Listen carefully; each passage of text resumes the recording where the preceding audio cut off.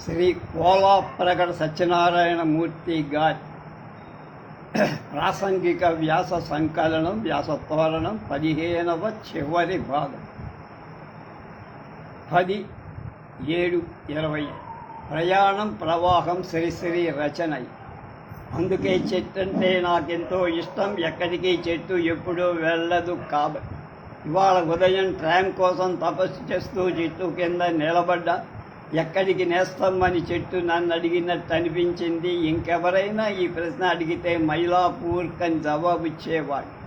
కానీ నిజం మనకు వచ్చే పొడుగు వెడల్పుల పరిమితిలో జవాబు నిజంగానే కనబడి, కానీ చెట్టు వేసిందనుకున్న ప్రశ్న కాబట్టి మైలాపూర్ నా గమ్యమని ఏ మొగం పెట్టుకొని జవాబివ్వగలను? తెల్లారగట్టే లేచి ఎందుక ఈ వానలో నిలబడ్డావని చెట్టు గద్దిస్తే నేనేమైపో? చెట్టుతో ఎవరూ మాట్లాడలేరు. మనం ఎంత కొలిచి జవాబు చెప్పినా అది అబద్ధపు వాసనే కూడా. చెట్టుని ఎవరూ కొలవలేరు. మన ఆస్తుల్ని కొలుసుకోగలం. ఏదో ఒక పండుగ పేరు చెప్పి ఎవరో ఒక దేవుణ్ణి కొలుసుకోగలం. కానీ ప్రపంచ పర్యాప్తమైన చెట్టు తాలూకు ఆకుపచ్చని అహింసాత్మక సామ్రాజ్య వైశాల్యాన్ని ఎవరూ కొలవలేరు. ఇంతలో ట్రామ్ బండి వచ్చింది. నాకు నిలబడ్డానికి చోటు దొరికింది. నిల్చున్న పాటుగా నేనేమీ కదలకుండానే ఒక చోటు నుండి ఇంకొక చోటకి చేరాను. నిల్చున్నంతసేపు నా ఆలోచనలన్నీ చెట్టు గురించి. చెట్టులో నువ్వు చూసే నిశ్చలత్వం శిలది కాదు, శవానిది కాదు. అది కదలదనుకోవటం భ్రమ. క్షణక్షణం చెట్టు కదులుతూనే ఉంటుంది.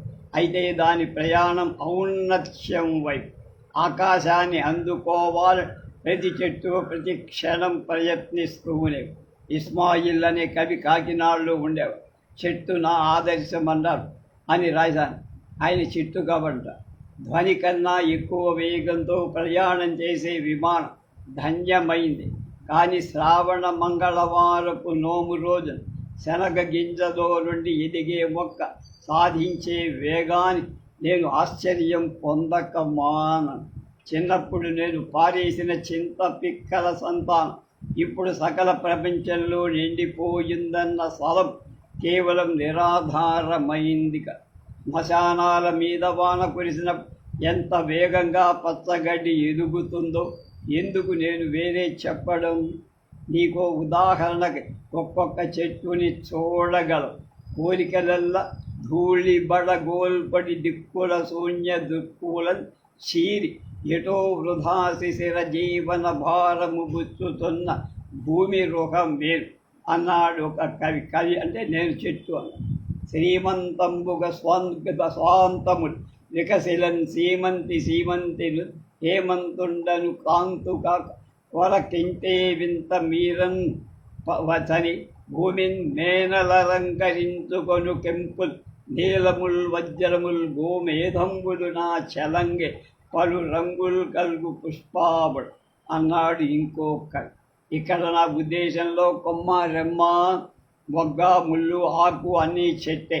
అందుకే చెట్టు అంటే నాకు ఇష్టం. ఎక్కడికి చెట్టు ఎప్పుడు వెళ్ళకపోతేనే ఏరోప్లేన్లో ఎక్కిన ఎక్కడికి వెళ్ళగలం మనం? ఎక్కడికి వెళ్ళని చెట్టు ఎప్పుడూ మనలోనే ఉంది. అందుకే నాకు చెట్టు అంటే అంత ఇష్టం. చెట్టు నీకు ఇష్టమైతే మరి నీకు చెట్టులా స్థిరత్వం లేదే? నిజమే, శ్రీశ్రీకి స్థిరత్వం లేదంటున్న వాళ్ళందరికీ నా కృతజ్ఞత. జీవించటం ప్రవహించటం కాబట్టి నేను జీవిస్తున్నానన్న నిజాన్ని వాళ్ళు గుర్తిస్తున్నారు కాబట్టి. నిన్నగాక మొన్నగాక వృక్షాల నిశ్చలత్వాన్ని మెచ్చుకుంటున్న నేను ఇవాళ ప్రవాహం గురించి ప్రశంసించడం కొందరికి ఆశ్చర్యం కలిగించక మానదు. అదే మన మరి స్థిరం లేకపో స్వవచన వ్యాఘాతం అనే దోషాన్ని నా మీద ఆరోపించరు. కానీ చెట్లలో నిశ్చలత్వాన్ని నేను ఆరాధించటం మానలేదే. నాకు ఒక చోట స్థిరంగా ఉండాలనే ఉందే. ఏదీ నేను కోరుకునే నిశ్చలత్వం. బహుశా నాలో స్థిరత్వం లేకపోవడం, అన్నిటికీ నేను అవును అనడమే కారణం కాదు. 12 భాషలలో ప్రజ్ఞ సంపాదించి జెన్నీ అనే అమ్మాయి ఒక్క భాషలో కూడా వద్దు అనలేకపోయింది. అడగని వాడిదే పాపంగా బదికి ఉండాలి పాపం జన్ని. ఎన్నోసార్లు అనుకుంటా వద్దు అనాలని, ఒక్క మారు నేను నాకీ జీవితం వద్దు అనేసి ఆ నిశ్చయాన్ని ఆచరణలో పెట్టబోయా. కానీ మనకి స్థిరం లేదుగా, మనస్సు మార్చుకోదు. ఇక మీదట మృత్యువు దానంతటే అదే రావాలి. అప్పుడు కూడా వద్దనడం నాకు చేతక్క. షరతులు లేని ఒకే ఒక్కసారి నా జీవితం. అందులో కొన్ని ఇబ్బందులు ఉన్నాయి, కొన్ని సదుపాయాలు. సరే అనడం ఎంత కష్టమైంది కాదు, అలాగని సులభమైంది కాదు. సరే ఒప్పుకున్నాను. ప్రవాహం ఎటు తీసుకుపోతే అటు పోవడాన్ని దేన్ని నిరోధించకూడదు, దేన్ని నిరాకరించకు.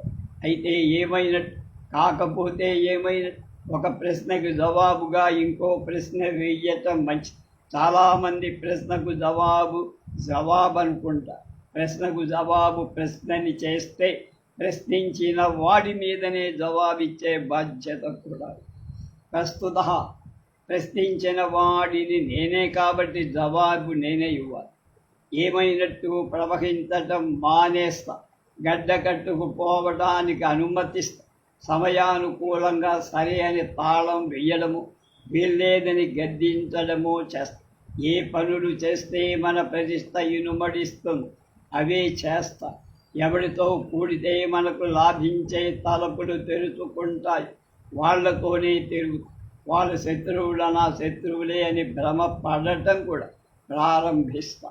ఎవడైనా నా దగ్గరికి వస్తే వీడు ఎందుకు వచ్చాడు, వీడిని ఏమాత్రం వాడుకోవచ్చు అనే పద్ధతుల మీద ఆలోచిస్తా. సాలె పురుగులాగా గూడు కట్టుకొని ఏ మక్షికమైనా పడదా అని ఎదురు చూస్తూ ఇన్ని చేసిన జీవించడం ప్రవహించటం మాను. నేను ప్రవహిస్తూనే ఉన్నాను అన్న నిజాన్ని గుర్తిస్తున్న వాళ్ళకి నా కృతజ్ఞత. తెలుగు స్వతంత్ర 1948లో అచ్చయిన వ్యాసం. కవుల ఢంక శ్రీ నార్ల వెంకటేశ్వరరావు గారి రచన. నన్ను నేనే పొగడుకోవగలిగిన ఆ పని నేను మరొకరికి ఎందుకు అప్పగించాలి అని బెర్నార్డ్ షా తెగేసి చెప్పాడు. తన మనసారా తన పొగడ్తను తానే చేసుకొని పావలే పచ్చు లేకుండా చెప్పి మరీ చెయ్యకపోయిన ప్రతి పెద్ద కవి తన డబ్బా తాను ఎంతో కొంత వాయించుకున్నవాడు. మన నన్నయ్య గారిని చూడండి. అవిరళ జపహోమ తత్పరుడన్, విపుల శబ్ద శాసనుడు, సంహితాభ్యాసుడన్, బ్రహ్మాండాది నానా పురాణ విజ్ఞాన నిరతుడన్, పాత్రుడన్, సద్వినుతా అవధాన చరితుడని, లోకజ్ఞుడను, ఉభయ భాషా కావ్య రచనాభిశోభితుడన్, సత్ప్రతిభాగి యోగ్యుడన్, నిత్య సత్య వచనుడని తనకు తానే ఎన్ని కితాబులిచ్చుకుని. ఇక శ్రీనాథుడు దీనారటంకాల దీర్ఘమాటించిది దక్షిణాధీసు ముత్యాలశాలను, పగులగొట్టించిది ఉద్భట వివాద ప్రౌఢి గౌడ డిండిమ భట్టు కంచుడక్కని, చంద్రభూప క్రియాశక్తి రాయల యుద్ధ పాదుకొల్పతి సార్వభౌమ బిరుదమని తన ఢంకా తానే వాయించాడు. ఇదేమని తన దగ్గర తీసేసిన కృష్ణదేవరాయల్ని పెద్దనబోలు పండితుడు పృథ్వీని లేరని నీ వెరుంగవే అని పెద్దనామాచుడు రొమ్ము విరుచుకుంటూ చెప్పారు. పోతే పిల్ల కవుల సంగతి చెప్పక, పెద్ద కవులు తమ గొప్పను గురించి బాగా ఒక్కదాన్నే పట్టుకోగా పిల్ల కవులు బాజా భజంత్రీలన్నింటినీ ఉపయోగించి చేసుకోండి. పెద్ద కవుల కంటే ఎక్కువగా పిల్ల కవులే తమ పొగడ్తను తామే చేసుకో అకారణంగా జరగ. నిజంగా మహాకవులైన కీట్స్లాగా చెదురుగా కానబచ్చే ఏ కొద్ది మందినో మినహాయిస్తే తమ జీవిత కాలంలోనే సన్నుతి పొందుతారు. అందువల్ల తమ ఘనతలు తామే చాటుకోవాలి. కర్మ వాళ్ళకి పట్టదు. ఒకవేళ పట్టినా ఆదిలో కొద్ది కాలమే. ఆ తర్వాత కూడా వారు స్వోత్కర్ష చేసుకుంటే అది స్వాతిశయం వల్ల. తన బలదర్పాలను తానెదిగిన మృగరాజు అప్పుడు జూలుడు జడిపించడం, పంజాను నేలరాయడం, దిక్కులు తిక్కటిల్లేటట్లు గర్జించడం ఎంత సహజము. ఈ స్వోత్కర్ష కూడా అంతే కవిసింహాలు కానివాడు ఈ పని చేసినప్పుడే ఇది హాస్యాస్పదం. ఈ మాట మనం చెప్పినా వారి తలకె. మహాకవి కోవకు చెందని వాళ్ళకు లోకం నుంచి నిర్లక్ష్య నిరాదరణలు తప్పు, ధిక్కార తిరస్కారాలు తప్పు.